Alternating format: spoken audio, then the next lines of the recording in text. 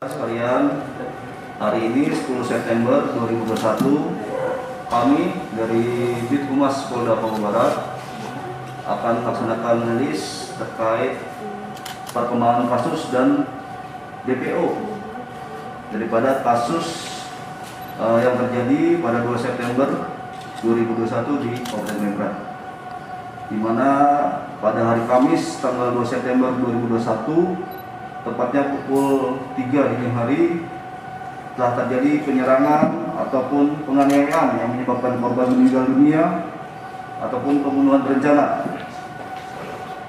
di daerah Kisor, Membrat, Kabupaten Membrat, di mana mengakibatkan meninggalnya 4 orang daripada rekan kita dari TNI, yaitu Sabda Ambrosius, Praka Dirham, Praptu Zul Ansari, serta Letu CBH Dirman.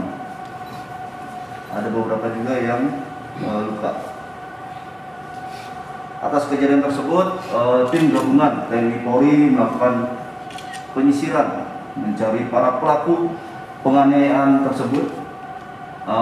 Dengan perkembangan hasil didapatkan beberapa orang yang sudah diambil keterangan. Dari beberapa orang tersebut ditetapkanlah 2 orang sebagai tersangka, yaitu yang pertama atas nama MY 20 tahun, Kampung Boksu, Distrik Aifat Selatan, Membrat. Yang kedua, TSK yang kedua yaitu MS 18 tahun, Kampung Insum, Aifat Selatan, Membrat. Dari pemeriksaan kedua orang tersangka tersebut dikembangkan, didapat informasi, kemudian dikumpulkan barang bukti, sehingga dari hasil penyidikan diperolehlah total semua 19 nama pelaku kejadian pada saat 2 September tersebut. Dari 19 nama tersebut, 2 tadi yang sudah saya sampaikan sudah ditangkap dalam proses dan sudah ditetapkan tersangka. Sementara yang 17-nya kemarin oleh penyidik Polres Sorong Selatan Polda Papua Barat dikeluarkan daftar pencarian orang atau DPO dari 17 tersangka 17 DPO tersebut yang terlibat dalam penganiayaan menyebabkan meninggal dunianya 4 orang prajurit TNI Angkatan Darat tersebut. Adapun nama-nama DPO tersebut berdasarkan surat DPO nomor 2 sampai dengan 18 garis miring 9 Romawi 2021 Reskrim Polres Sorong Selatan. Yang pertama yaitu atas nama Silaski, Kampung Insum. Ya, DPO nanti kita akan beri ke rekan-rekan semua untuk surat DPO-nya. Jadi Silaski ini sebagai ketua ataupun penggagas. Jadi dalam pelaksanaan tersebut dari hasil keterangannya penyidikan, dia adalah penggagas dalam pelaksanaan kegiatan tersebut, Silaski. Kemudian yang kedua, Manfred Fatem. Manfred Fatem. Yang ketiga, Musa Aifat. Musa Aifat. Yang keempat, Setamkaf. Yang kelima, Titus Sewa. Yang keenam, Irianki. Yang ketujuh, Alim Fatem. Yang kedelapan, Agus Kaf. 9, Melkiaski. Yang 10, Melkias Sami. Kemudian Amoski. Semuanya adalah warga Membrat. Kemudian Musa Aifat, Moses Aifat, Martinus Aisnak, Yohanes Yam, Agus Yam, dan yang terakhir yaitu Robi Yam.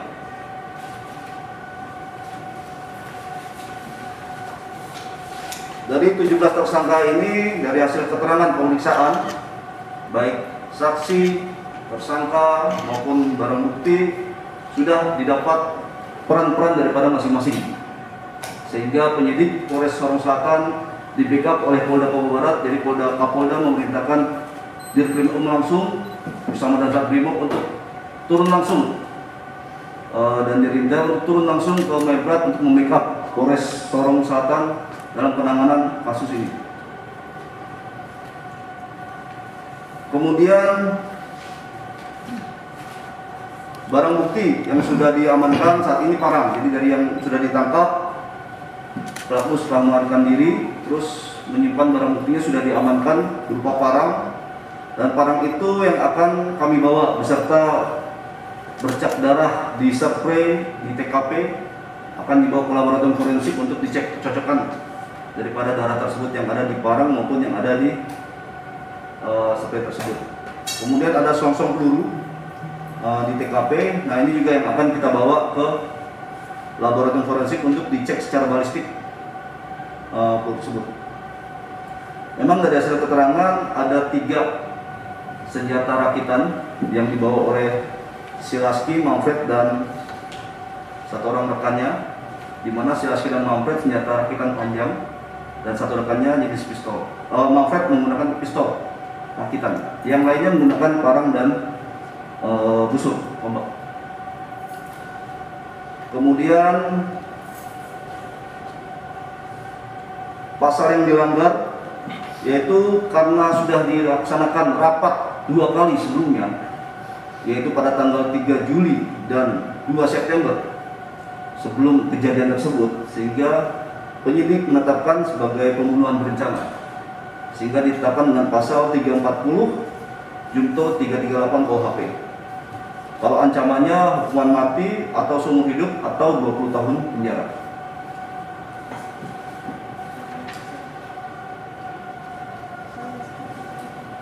Mungkin sementara itu rekan-rekan mungkin ada yang mau disampaikan atau mungkin mau ditanyakan. Kalau yang kami sampaikan pada rekan-rekan hanya seperti itu. Kemudian mungkin kami beri kesempatan rekan-rekan untuk bertanya. Dari total DPO yang ada ini berapa yang bertindak sebagai eksekutor pada saat kejadian? Jadi pada saat dari keterangan yang sudah dihimpun bahwa pada saat itu mereka merapatkan. Pada rapat yang kedua itu sudah dibagi kelompok. Jadi mereka membagi 3 kelompok. Kelompok sisi kiri, sisi kanan, dan depan. Nah, jadi untuk pelaksanaannya yang ditahan atas nama MY dan MS pun mengakui bahwa dia ikut melakukan penganiayaan tersebut menggunakan parang ke arah pinggang salah satu personil TNI yang sedang pada saat itu sedang yang istirahat ya. Itu kan ada banyak situasi di situ. Nah, yang dilaksanakan oleh MY itu yang sedang istirahat. Jadi memang dilaksanakan seperti itu. Jadi untuk keterangan yang lainnya nanti setelah kita dapatkan DPO. Dari hasil DPO ini rekan-rekan kami dari Polda Papua Barat mengimbau, sampai saat ini kami dari TNI Polri masih melaksanakan penyisiran mencari pelaku-pelaku 17 orang DPO ini untuk mempertanggungjawabkan perbuatannya secara hukum. Jadi kami tolong pada keluarganya ataupun dari yang bersangkutan agar bisa menyerahkan diri dan mempertanggungjawabkan perbuatannya.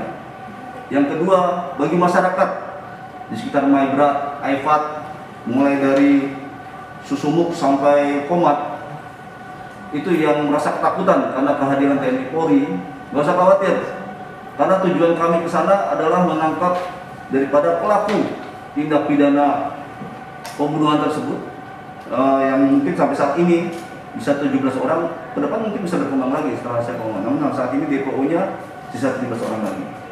Jadi silakan kembali ke kampungnya masing-masing beraktivitas. Selain yang 17 orang ini, mari kita pertanggungjawabkan proses hukumnya. Seperti itu. Dan izin, apakah dari 17 ini mereka punya keterkaitan dengan kelompok separatis seperti apa KNPB dan sebagainya? Kalau keterkaitan seperti yang disampaikan bahwa ada keterkaitan daripada kelompok separatis, sampai hari ini hasil pemeriksaan ya, dari 19 pelaku ini dipimpin oleh salah satu DPO atas nama Silaski.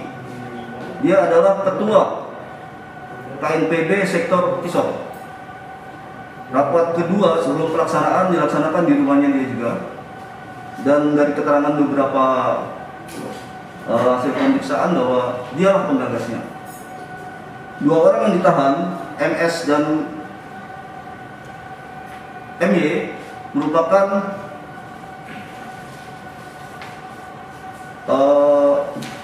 istilahnya militan KNPB yang dikukuhkan pada tanggal 19 Desember 2020. Kemudian dari keterangan mereka semua mengatakan bahwa semuanya dari 17 itu, di samping Silaski adalah ketua KNPB Kisor, ada 4 orang yang militan KNPB. Militan itu maksudnya kalau dari keterangan ini adalah yang bergerak aktif. Sementara yang lainnya adalah anggota KNPB wilayah Kisor dan sekitarnya. Berarti Pak Polda Papua Barat memastikan bahwa itu bukan TPNOPM tapi itu adalah KNPB. Mereka pelaku adalah orang-orang dari organisasi KNPB tersebut. KNPB, bukan TPNOPM ya? Sampai saat ini kami tidak mengatakan ini bahwa ini adalah pelaku tindak pidana yang dilakukan oleh 19 orang tersebut, dan mereka secara struktur daripada organisasi KNPB mereka masuk dalam struktur tersebut sebagai pimpinan maupun sebagai anggota daripada KNPB tersebut. Secara resmi mereka dimasukkan dalam kelompok teroris ataukah masih dalam kriminal biasa? Kalau kami dari penyidikan kepolisian masih mengatakan bahwa ini masih pelaku tindak pidana sampai saat ini ya.